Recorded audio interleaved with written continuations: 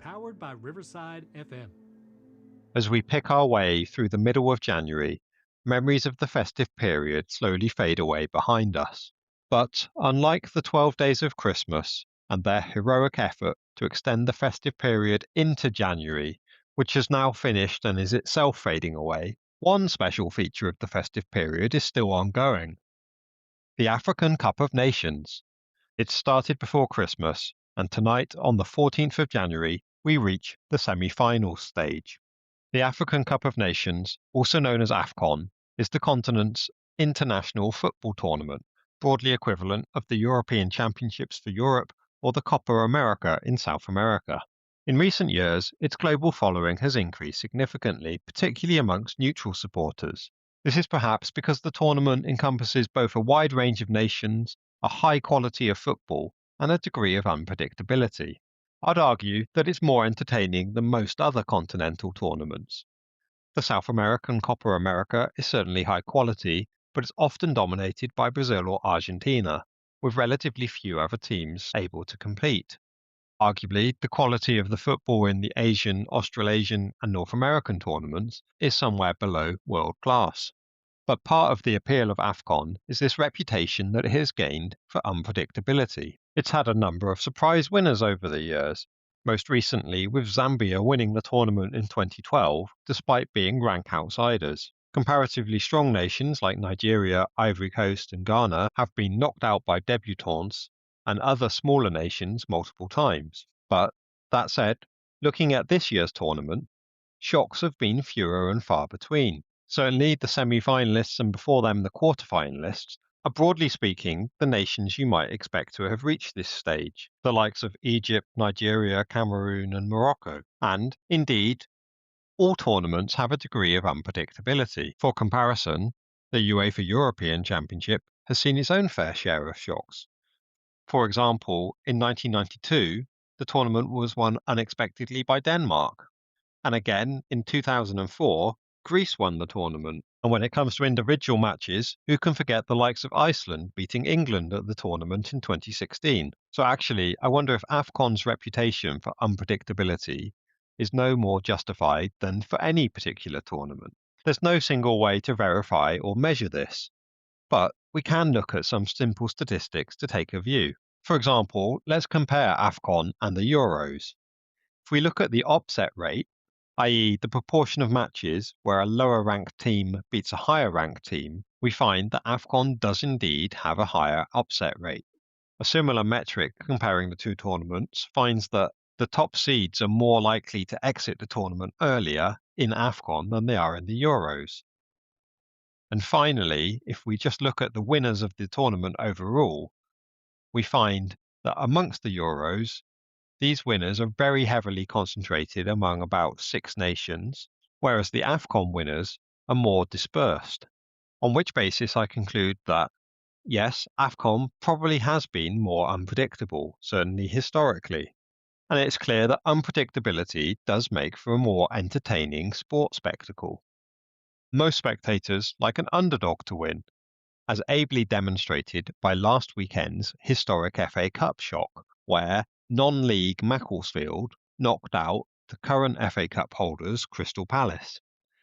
This was lauded as being the biggest ever shock, given there was the largest gap between league placings between these two teams. This week's other example of a massive upset of amateurs knocking out professionals came in the tennis this week with the outcome of the $1 million 1-point slam. This is a new tennis tournament based upon each match only lasting 1 point.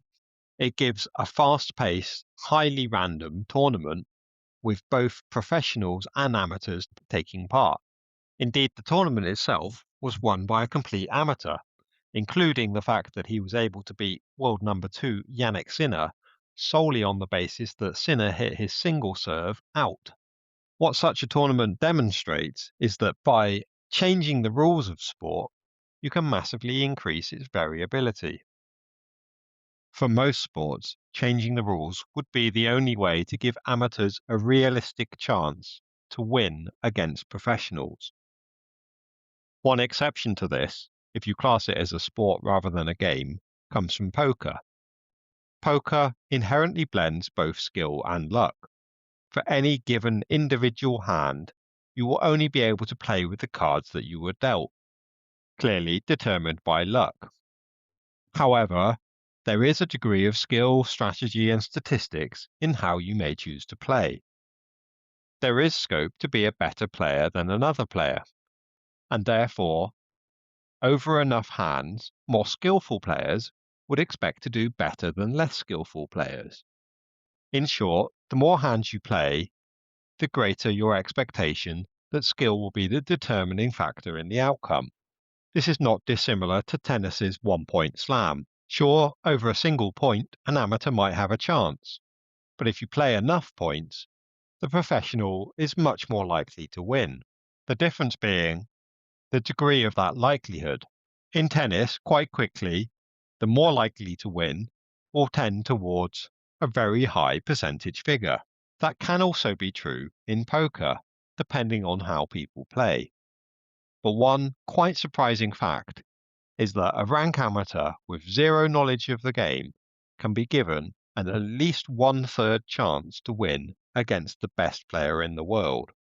If the two players are playing the most popular form of poker, no limit hold'em, and assuming a standard sizing of initial chip stacks, if you ask the amateur player to go all in, i.e. commit all of their chips in every single hand, then they will on average beat the professional about 1/3 of the time.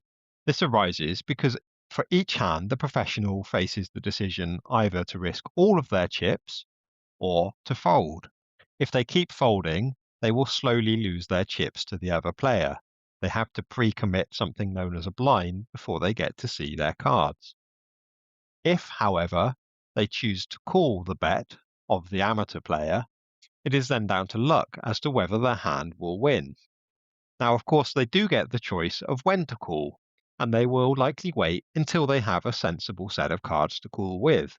However, in 1 versus 1 poker, most cards will have a chance, and therefore, broadly speaking, on average, the amateur player will have roughly a 1/3 chance to win. Now, the amateur player is still worse off and expected to lose. But I think what this highlights, the amateur here is in a much better position than Comoros were at the African Cup of Nations or Macclesfield were when they entered the FA Cup.